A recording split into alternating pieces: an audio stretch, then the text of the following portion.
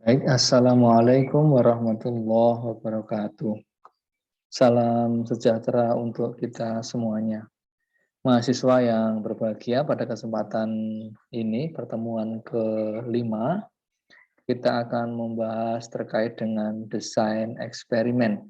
Sebelumnya, kemarin kita sempat membahas sedikit terkait dengan kualitatif, kuantitatif gitu ya, kemudian membedakan dari judul kita bisa membedakan gitu.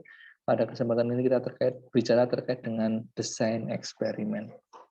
Baik, desain eksperimen itu salah satu desain di dalam penelitian, yaitu berupa penyelidikan dengan mengadakan pengendalian kontrol terhadap kondisi. Jadi eksperimen itu adalah penyelidikan dengan mengadakan kontrol atau pengendalian terhadap suatu kondisi.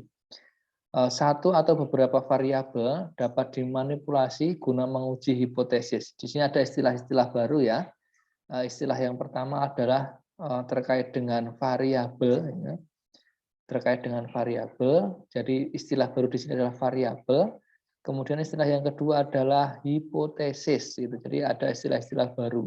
Nah, dalam desain eksperimen ini nanti, sebelum masuk ke desain eksperimen, tentu kita harus belajar dulu apa itu variabel dan apa itu hipotesis ya. Jadi variabel adalah tadi dibagi dua ya gitu ya. Variabel yang dependent dan independent, atau secara bahasa mudahnya variabel yang mempengaruhi dan dipengaruhi, atau variabel bebas dan variabel terikat. Jadi variabel itu adalah ini tadi yang dapat mengontrol. Variabel yang dapat mengontrol adalah variabel bebasnya, itu ya, variabel bebas yang dapat mempengaruhi. Nah, variabel terikatnya adalah variabel berikutnya adalah variabel terkait yang kedua setelah variabel bebas adalah variabel terikat atau variabel yang dipengaruhi. Sekali lagi, variabel ada dua, variabel bebas dan variabel terikat yang mempengaruhi dan dipengaruhi, yang dependent dan independen. Guna menguji hipotesis. Apa hipotesis? Hipotesis adalah dugaan sementara yang akan diajukan. Jadi dalam eksperimen nanti ada hipotesis atau dugaan sementara. Jadi kita harus tahu dulu makna dari variabel dan makna dari hipotesis. Tadi secara singkat, variabel adalah ada dua, variabel dependent dan independen, yang mempengaruhi dan yang mempengaruhi dan dipengaruhi. Kemudian kalau hipotesis adalah dugaan sementara. Jadi kita menduga dulu hasil dari variabel untuk mengendalikan kontrol terhadap suatu kondisi. Baik, tiga elemen dasar dalam desain eksperimen adalah manipulasi variabel independen, kemudian mengontrol semua variabel tambahan, kemudian yang ketiga adalah pengaruh manipulasi variabel independen terhadap variabel terikat yang diamati. Jadi variabel independen terhadap variabel dependent. Jadi ada tiga hal ini. Langsung saja ke dalam contoh ya, karena nanti kita akan belajar apa atau sebenarnya desain eksperimen itu secara singkat dulu. Nanti lebih banyak kita diskusikan. Jadi di dalam eksperimen atau desain eksperimen, studi kasus suatu kelas tes misalkan, kita lakukan dulu misalkan pengertian ini X ini O ya. Jadi O itu diadakan post test, kemudian X itu diberikan perlakuan. Ini garis potong-potong ini subjek tidak dipilih secara acak. Jadi begini. Desain pretest post test sebuah kelompok. Jadi ingat bahwa O adalah diadakan post test, kemudian X tadi diberi perlakuan, kemudian dites kembali. Apakah ada perbedaan sebelum dan setelah tes begitu ya, dengan diberi perlakuan? Bisa juga perbandingan kelompok statistik, diberi perlakuan X kemudian dites, diadakan post test, atau X1 itu berarti nanti variabel bebasnya ada dua, yaitu X1 dan X2, kemudian diberi perlakuan. Bagus mana antara X1 dan X2? Kalau ini kan hanya perlakuannya hanya sekali, ini tanpa perlakuan. Secara sederhana begini, kalau masih bingung ya. Jadi ingat penjelasan di awal adanya namanya istilahnya variabel. Variabel itu kita simbolkan dengan X atau variabel bebas dan variabel terikat ya. Jadi kalau variabel bebas itu yang mempengaruhi. Di sini disimbolkan dengan diberikan X1, X2 karena variabelnya bisa jadi lebih dari satu. Seperti ini ya. Kemudian diadakan post test. Nah, sebelum diadakan post test maka ada perlu perlakuan tadi, yaitu dinamakan dengan variabel, hasilnya nanti adalah Y, baik Y1 maupun Y2. Nah, ini contoh sederhana misalkan, pembelajaran pendekatan X1-nya writing to learn, yang kedua X2-nya pendekatan problem based learning. Kita akan eksperimen. Jadi kalau eksperimen itu kelasnya usahakan untuk paralel atau kelasnya lebih dari satu. Kenapa lebih dari satu? Agar kita bisa mengimplementasikan X1 writing to learn-nya atau pendekatan writing to learn terhadap kelas A misalkan. Kemudian pendekatan problem based learning yaitu ini variabel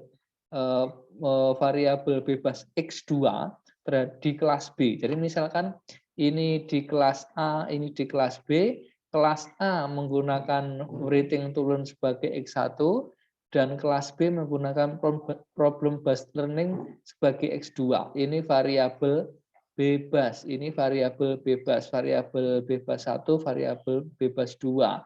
Berarti ini writing to learn itu mempengaruhi. Berarti problem based learning itu mempengaruhi apa yang dipengaruhi karena ini variabel bebas, maka ada yang dipengaruhi.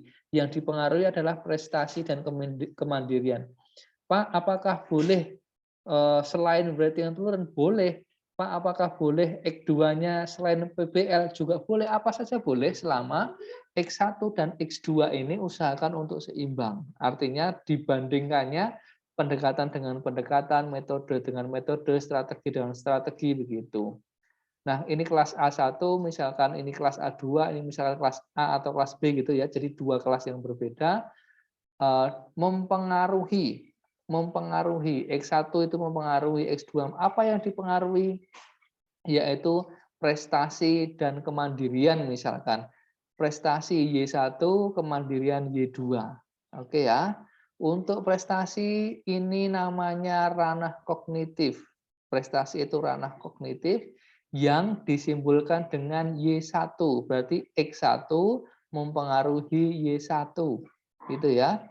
X1 mempengaruhi Y2. Kemandirian belajar. Pak, misalkan Y1, Y2-nya diganti, tidak prestasi, boleh enggak Pak? Ya boleh. Silahkan saja. Tergantung bagaimana mahasiswa membuat mengeksperimenkan gitu. Saran saya prestasi kemandirian ini bisa dibedakan berdasarkan ranah kognitif. Kognitif kan tidak hanya prestasi, kemampuan pemecahan masalah, misalkan kemampuan yang lainnya kognitif. Afektif kan tidak hanya kemandirian, afektif banyak hal selain kemandirian. Selain itu, selain kognitif, afektif juga bisa psikomotor. Jadi apakah prestasi, apakah kognitif, afektif, psikomotor itu kan banyak ya. Kemudian di skripsi gitu ya, di judul skripsi, kalau variabelnya berarti kan ini ada 4, X1, X2, Y1, Y2. Pak, kalau skripsi boleh enggak Pak hanya menggunakan 2 variabel? Ya boleh. Menggunakan 3 variabel ya boleh, misalkan X1 dan X2, X1, X2 ininya hanya Y1 saja boleh. Kemudian X1, X2, Y1, Y2 juga boleh. Sama-sama kemudian nanti untuk untuk skripsi boleh, tapi saran saya agar ada keterbaharuan di dalam saudara mengerjakan tugas akhir sebagai bentuk skripsi itu, ya jangan hanya X1, X2 terhadap Y, jangan hanya X1 dan Y1, karena nanti hasilnya akan relatif sama dengan teman-teman yang lainnya. Nah, untuk membedakan itu harapannya saudara nanti luaran di dalam judul penelitiannya tidak hanya X1 Y1, tapi juga X1 X2 Y1 Y2. Lah lalu ada tadi ya, untuk mengukur prestasi itu menggunakan nol ya atau O itu ya, menggunakan tes. Jadi untuk mengukur prestasi menggunakan apa? Menggunakan tes. Untuk mengukur kemandirian menggunakan apa? Menggunakan angket. Jadi nanti ini namanya instrumen ya. Instrumen itu alat pengumpul data. Alat pengumpul data untuk kognitif namanya apa? Tes. Alat pengumpul data untuk afektif kemandirian namanya angket. Jadi nanti ada angket kemandirian belajar. Nah, untuk mengetahui nanti apakah ada yang lebih efektif yang mana gitu, apakah writing to learn kelas A lebih efektif, apakah pendekatan problem based learning lebih efektif terhadap prestasi dan kemandirian, nanti dites dulu, namanya ada tes sebelum dan tes setelahnya. Jadi angket sebelum perlakuan dan angket setelah perlakuan. Apakah ada perbedaan atau tidak? Sehingga nanti bisa diuji keefektifannya baik dari ranah kognitif maupun ranah afektif. Itu terkait dengan eksperimen ya. Jadi eksperimen itu menguji keefektifan lebih efektif mana antar satu atau lebih suatu pendekatan, metode atau strategi pembelajaran terhadap variabel terikatnya. Variabel terikatnya bisa kognitif, afektif, dan psikomotor. Kebetulan kalau ini kognitif maka pakainya tes, kalau afektif kemandirian pakainya angket. Jadi itu kira-kira sedikit yang bisa saya jelaskan, lebih banyak kita nanti akan diskusi. Terima kasih, sekian dari kami untuk materi yang singkat ini. Assalamualaikum warahmatullahi wabarakatuh.